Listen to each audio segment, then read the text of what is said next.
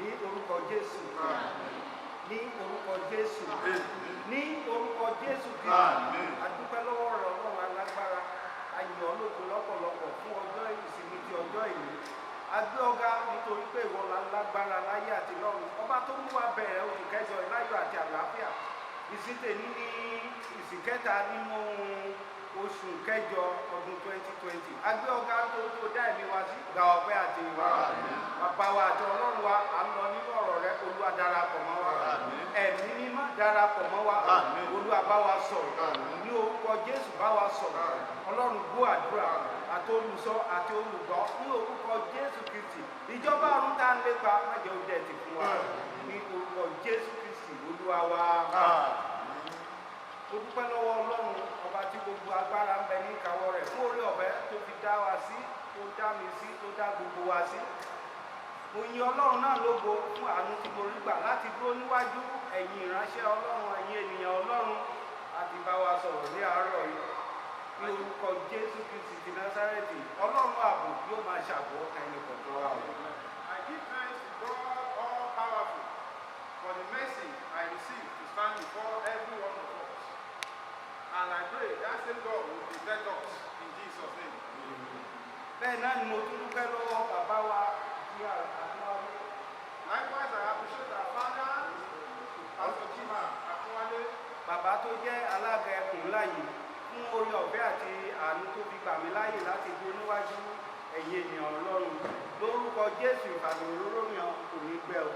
The DCC superintendent of this great DCC, and I pray your anointing will not run dry in Jesus' name.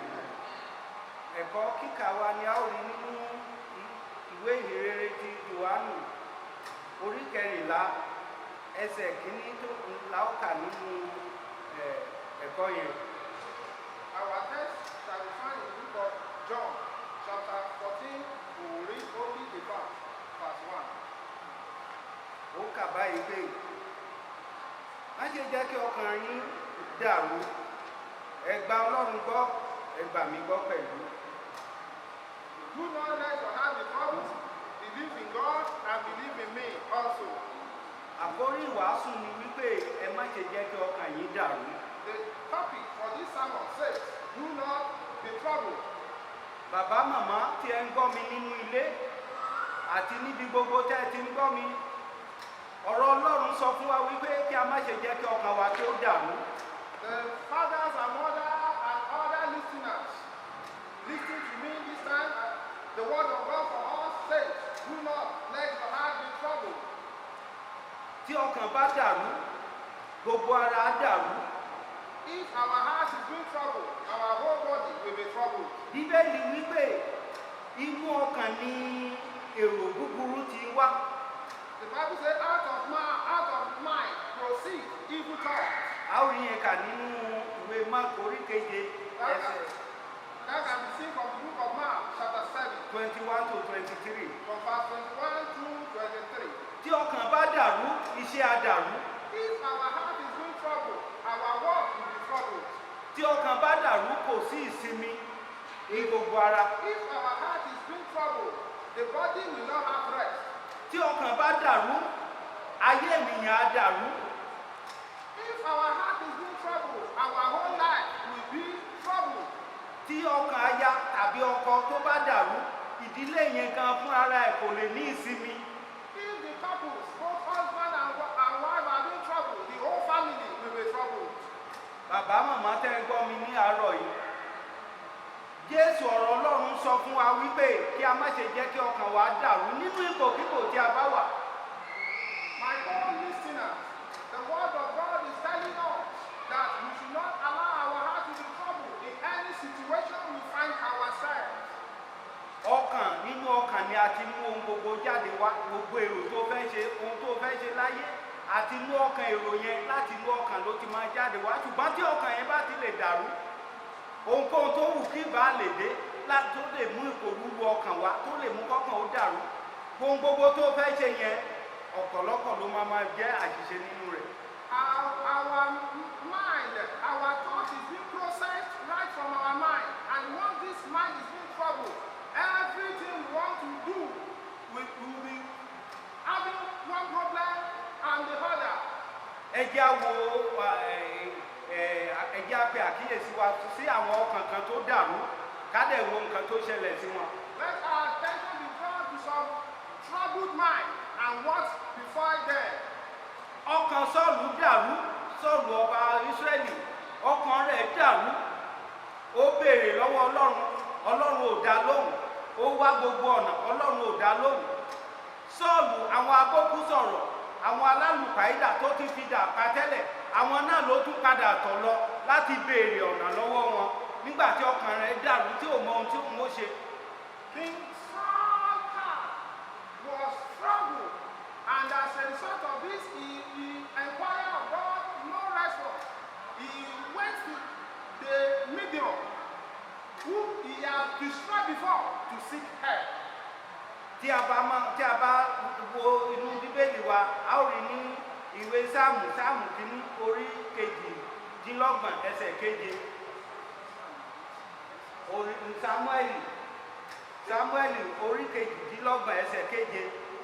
We can see the passage, the text from the book of Samuel 1 Samuel chapter 28, verse 7. Ọkàn Júdásì dàrú, ìpòrúru ọkàn mu nígbà tó fi Jésù hàn tó ní báyìí náà ṣe fẹ́ ṣe olùgbàlà. Ọkàn rẹ̀ dàrú, ọkàn rẹ̀ ò sí mímọ́. Ó wo wájú, ó wo ẹ̀yìn, kò mọ ohun tóun ó ṣe. Owó tán kó fún ó kó lọ síwájú àwọn àgbààgbà.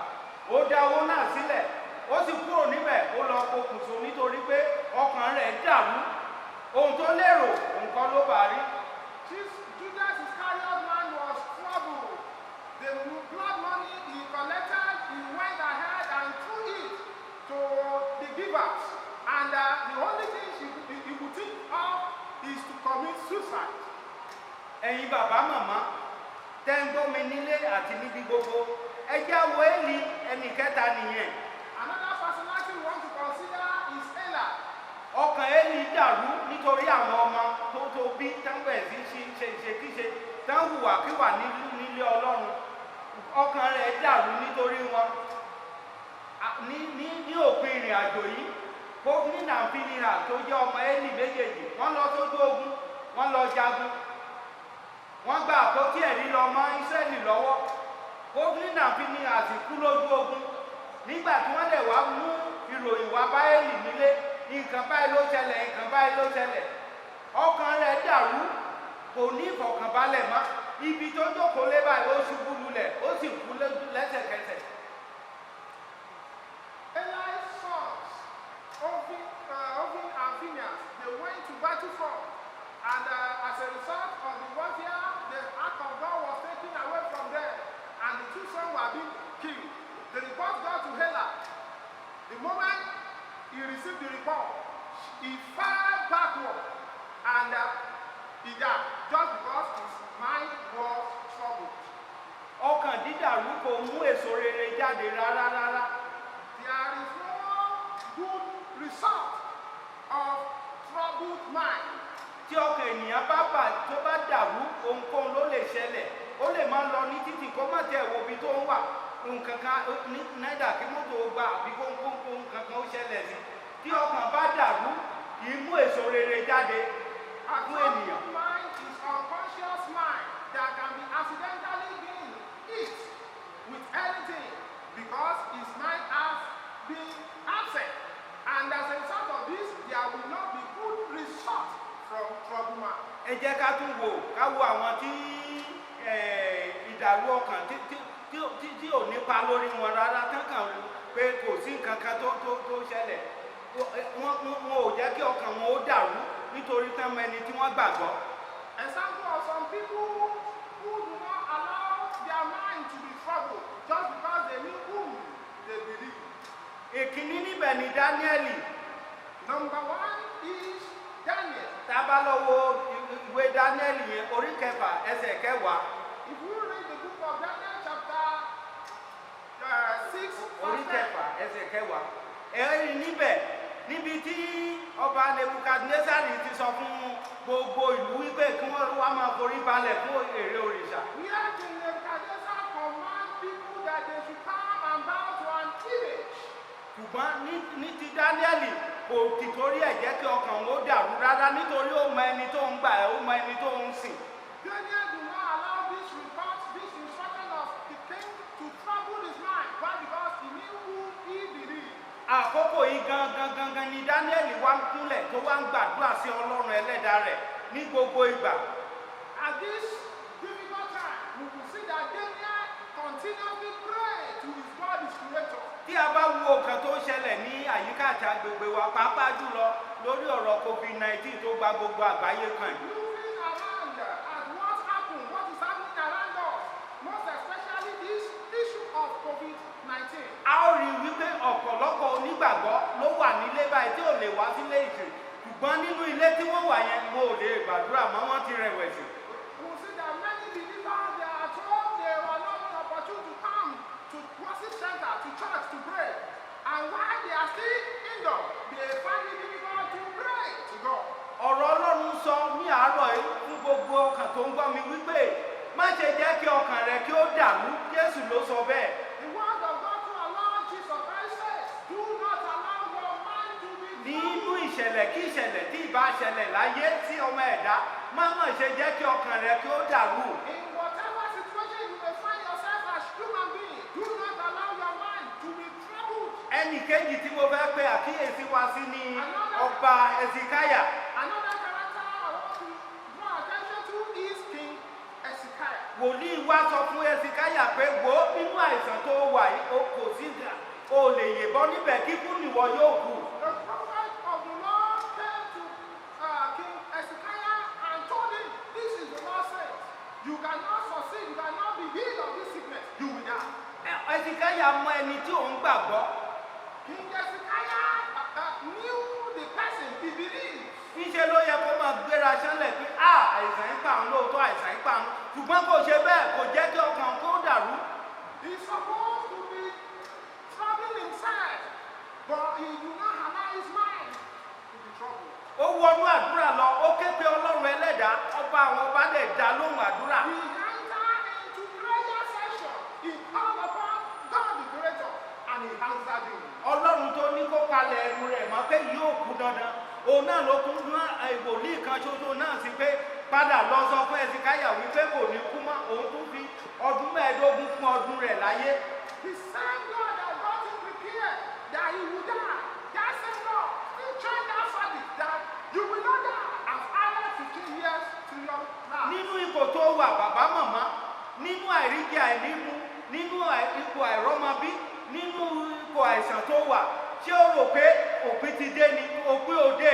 Jésù ní kí n sọ fún ẹ láàárọ̀ wípé má ṣe jẹ́ kí ọkàn rẹ kí ó dàrú. In that situation you find yourself, in that penury situation, in that sickness situation, do you think the hand has come? But Jesus Christ commissioned me to tell you this morning that you should not be troubled. Má ṣe jẹ́ kí ọkàn rẹ kí ó dàrú. Do not allow Ó ṣe ń your gbọ́rọ̀ mind to mi be rẹ̀. troubled as you are listening to this message. Ọkàn Dáfídì dàrú nígbà tó padà sílé tó rí pé ogun ti kó ìlú ń lọ. King David's mind was troubled when the enemy invaded his land. Gbogbo àwọn ọmọ ogun ẹ̀bẹ̀ sì gbéra sánlẹ̀, wọ́n ti kó ìyàwó káwọn ọmọ wọn ti kó dúkìá wọn lọ. All his warriors were being confused. They went tirelessly because their wives, their children, and their property have been taken away. Ṣùgbọ́n Dáfídì ò jẹ́ kí ọkàn òun kí ó dàrú nítorí ó gbé òun ẹni tí òun ti òun ẹni tó ń gbàgbọ́. But David did not allow his mind to be troubled because he knew whom he believed. Ó dìde, ó ké pe Ọlọ́run rẹ̀. He rose up. He called upon his God.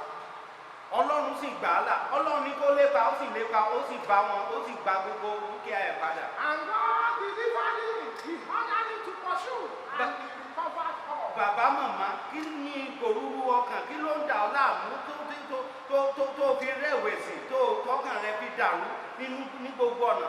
Ṣé bùkátà ilé ni? Ṣé ọ̀nà àtijẹ àti mú ẹni? Ṣé ọ̀nà àtidé kò ní? Ṣé àwọn ọmọ nítorí àwọn ọmọ ni? Má ṣe jẹ́ kí ọkàn rẹ kí ó dàrú ni Jésù sọ fún ọ ní àárọ̀ yìí. Father and mother, what caused this distraction, this trouble mind? Is it because you are contemplating on how to feed the family? Is it because of the sickness or because of your job? Jesus Christ is telling you this morning that you should not let your mind to be troubled. Ìdí tí ọkàn fi ń dàrú. Reason ẹ̀ṣẹ̀ ó mú kí ọkàn ó dàrú. Sins cause troubled mind. Nítorí Bíbélì sọ wípé ẹnikẹ́ni tí ó bá bo ẹ̀ṣẹ̀ rẹ̀ mọ́lẹ̀ kì yóò ṣe rere. The Bible says whoever confesses his sin will not prosper. Àórí yẹn kà ní ìwé òwe orí kejìdínlọ́gbọ̀n ẹsẹ̀ kẹtàlá. Proverbs chapter 28 verse 13. Àìní ó mú kọ́kàn ó dàrú. Lack causes mind to be troubled. Nígbà téèyàn ò ní ohun tó fẹ́ ṣe tí ò lè rí ṣe máa ń lọ́kùn lọ́sì ọkàn rẹ̀ á dàrú á kò wúwo. When you are in need and you don't have the means, your mind will be troubled. Ó lè mú kó kíwàwó, ó lè mú kó ṣiṣẹ́, ó lè mú kó ṣe ohunkóhun ṣe. One can misbehave.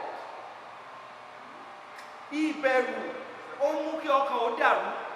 Fear causes troubled mind. Yes,